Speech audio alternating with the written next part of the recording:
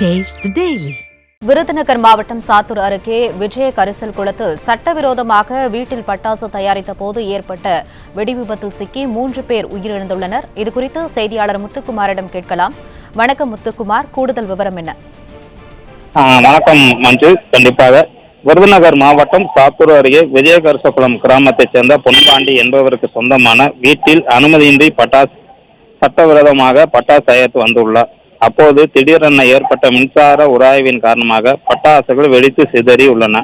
இந்த வெடி விபத்தில் பட்டாசு தயாரிப்பில் ஈடுபட்டு கொண்டிருந்த கீழக்கோதை நாச்சியாபுரம் பகுதியைச் சேர்ந்த ஜெகதீஸ்வரன், விஜய கரிசகுளம் பகுதியைச் சேர்ந்த முத்துலட்சுமி, சண்முகத்தாய், 2 பெண்கள் உட்பட 3 பேர் சம்பவ இடத்தில் பலியாயினர். தகவல் அறிந்து சம்பவ இடத்தில் விரைந்து வந்த வெம்பக்கோட்டை தீயணைப்பு துறையினர் மற்றும் காவல்துறையினர் மீட்பு பணியில் ஈடுபட்டனர். பலியான 3 பேரின் உடல்களை கைப்பற்றி சிவகாசி அரசு மருத்துவமனை சிகிச்சைக்காக அனுப்பி வைத்தனர். மேலும் படுகாயமடைந்த மாரியம்மாள் என்பவர் சிவகாசி அரசு மருத்துவமனைக்கு மேல் சிகிச்சைக்காக கொண்டு செல்லப்பட்டுள்ளார். இச்சம்பவம் குறித்து வெம்பக்கோட்டை காவல்துறையினர் வழக்கு பதிவு செய்து விசாரணை மேற்கொண்டு வருகின்றனர்.